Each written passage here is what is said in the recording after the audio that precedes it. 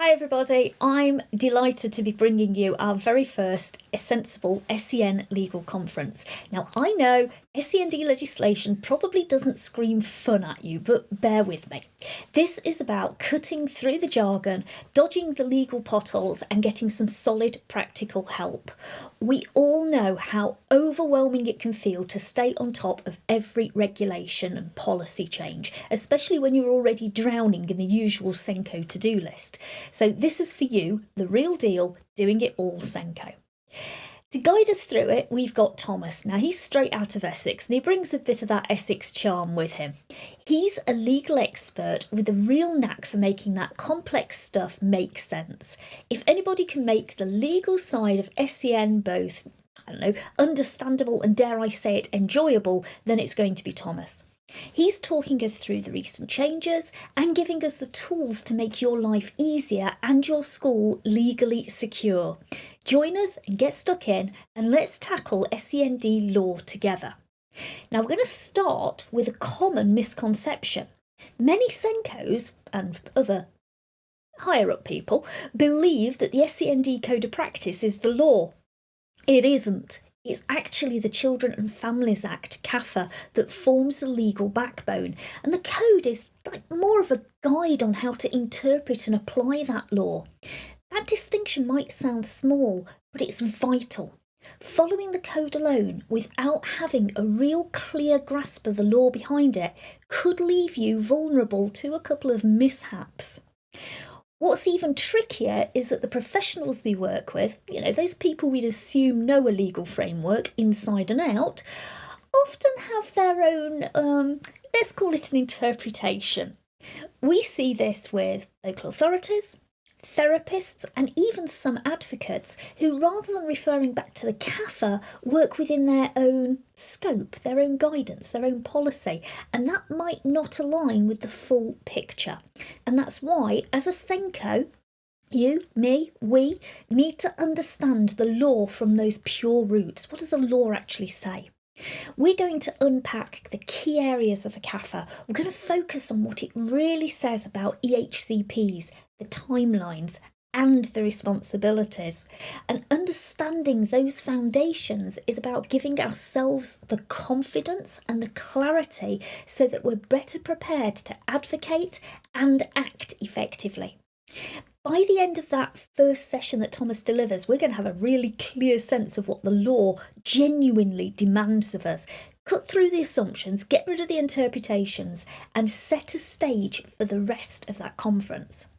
So, like I say, he's going to start with this legal framework idea, this idea of understanding SEN and the framework that kind of underpins it. And that's just like essentially, it's like the groundwork that goes with everything. If we're going to hold our own ground, we need to be confident about it. We're going to cut through the fluff. We're going to give you some clear definitions, some real actionable guidance on what's legally required.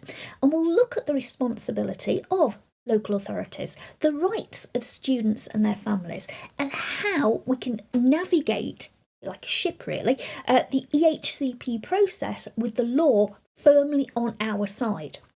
Now, let's be a little bit honest here. There are times when we're asked to do things that sound a little bit off.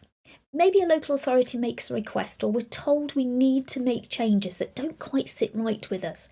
Now, my response in those situations is always, please provide me with the reference in the Children's and Families Act that requires me to do that.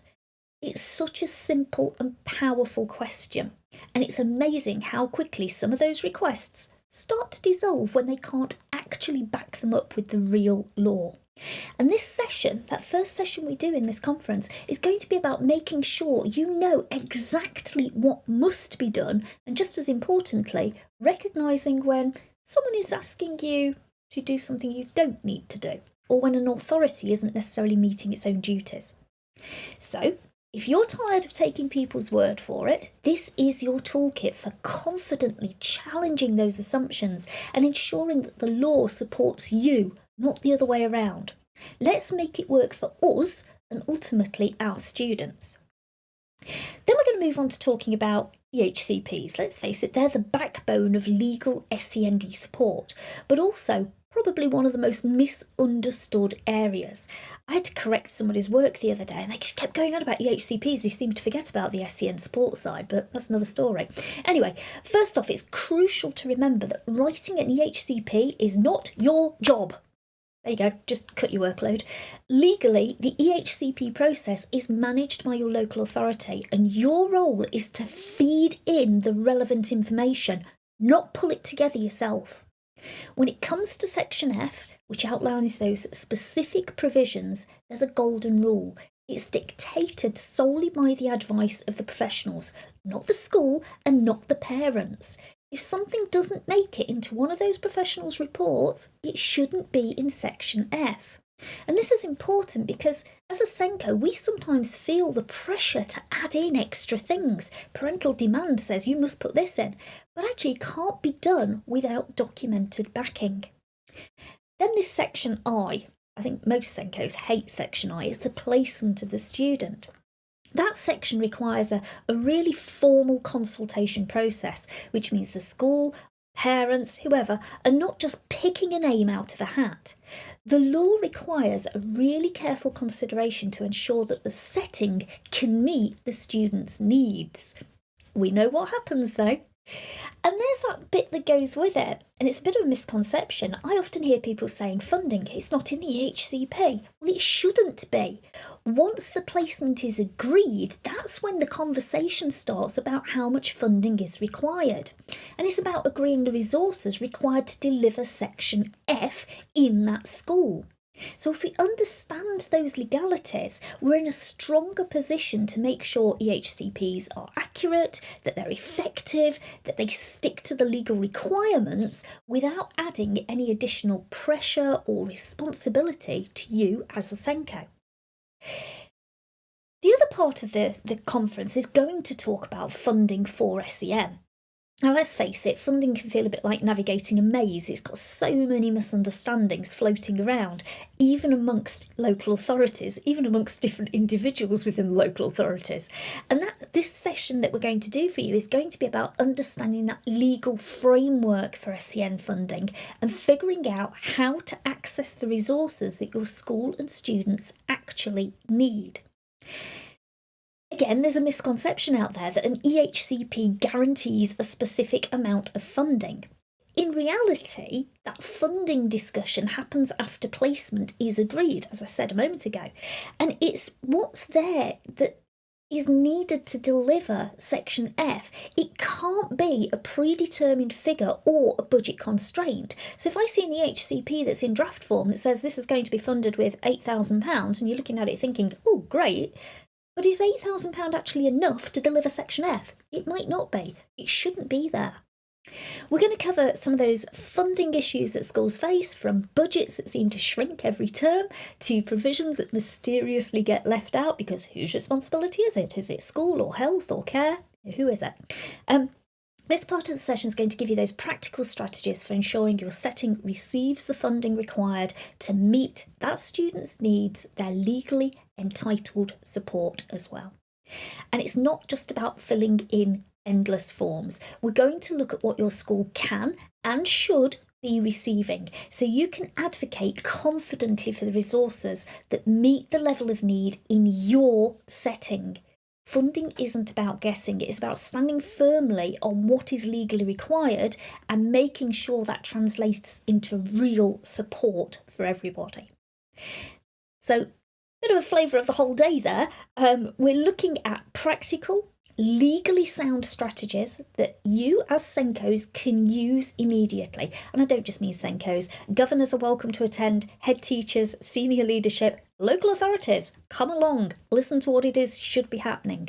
Thomas is going to cover how to handle those requests that don't quite align with the law, show you how to ask and use that clear legal backing so that every action you take has got that solid footing, that solid ground to work from.